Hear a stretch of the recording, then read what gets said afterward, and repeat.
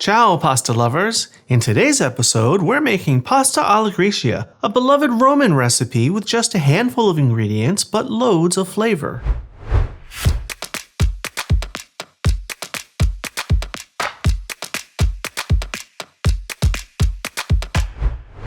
Hi everyone, welcome to today's episode of Let's Celebrate TV. I'm your host, Peter Lee. Today, our celebration is all about pasta. And we're making a classic Roman dish called pasta alla Gricia. Alright, pasta alla Gricia. There are some big fancy sounding words, but actually it's just rigatoni with some guanciale and Romano cheese. It's a very simple dish, but it's delicious. Now this is one of the 4 Roman classic pasta dishes that are all very similar. You may have heard of some of them. There's carbonara, cacio e pepe, and amatriciana. All very similar, but this seems to be the grandfather of all of them. Now, I have here a very large and cold Dutch oven. No heat yet, and I'll explain why. To that, we're going to add some olive oil. Just a tablespoon. Next, we're going to use guanciale.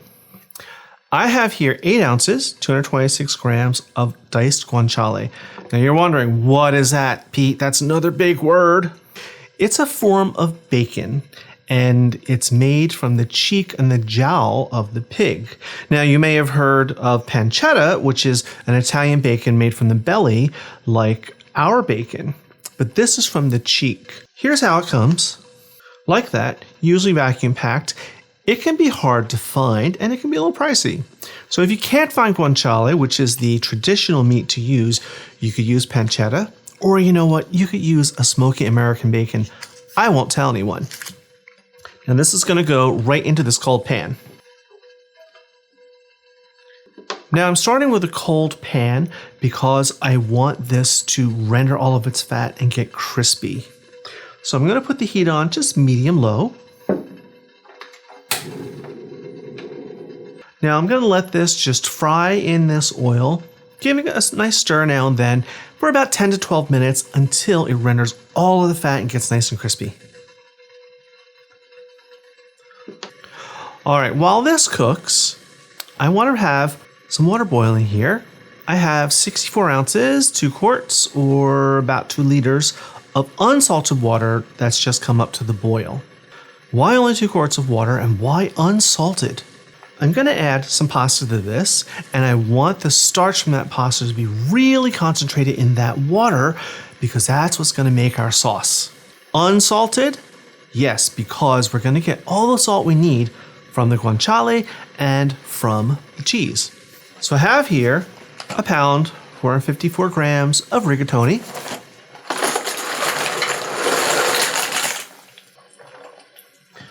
I'm going to put that in. And I want to stir it frequently so it doesn't catch on the bottom of the pan. Now, you don't have to use rigatoni. You could use any pasta you like, but rigatoni is really traditional. We're going to cook this until it's about al dente, 9 minutes or so.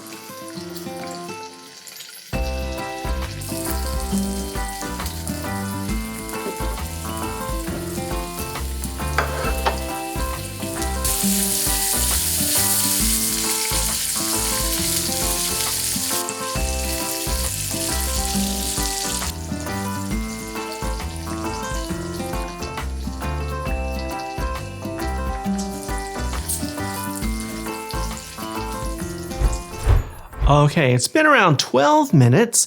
My pancetta got nice and crispy, so I took it out of the pan. And look in here. Look at all that fat that's reserved. That's going to make our sauce so flavorful. My pasta finished right around the same time, so I drained it. I reserved all of the liquid. Here's some of it, and you can see how starchy it is. That's what we want. That's what's going to give you a silky sauce. So let's get building that sauce. To my Dutch oven, where this wonderful fat is, we're going to add some pasta water. This is 16 ounces, 454 mils of the pasta water, right in. Now we need to add some flavor. I have here a generous teaspoon of coarsely ground black pepper, right in. I'm going to turn the heat on high because we want to bring this to a full rolling boil. And we want to stir it. That's going to deglaze the pan, which will get all those little bits off the bottom. And the boiling action is going to help this sauce emulsify together. And we want to let it boil until it's reduced by about half.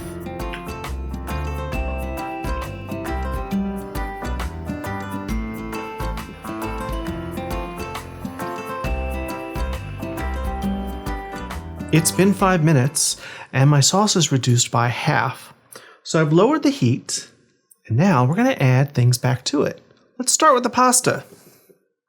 Right in the pan.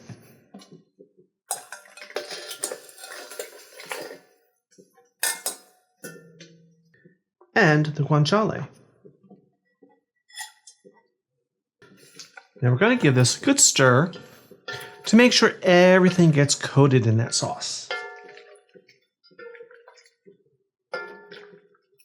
One more ingredient to add, and that's Pecorino Romano cheese. Here's mine. This is 2 ounces or 56 grams of finely grated Pecorino Romano. Right in. Now you want to stir this for another couple of minutes until the cheese melts down into the sauce and it all emulsifies together. Now, if you really can't get Romano cheese or you don't care for it, you could use Parmesan. So I'm going to continue to stir this until this sauce comes together. Now, if at this point you felt it was too thick or you didn't have enough sauce, you could use some of the pasta water to thin it out just a little bit.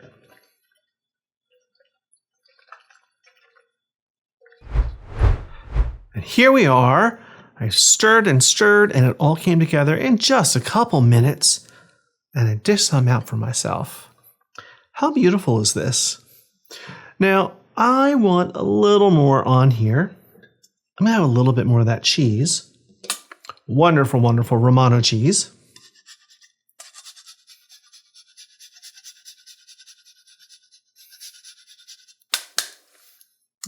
And then a little bit more black pepper. Just a little bit. There we go. So let's give this a taste.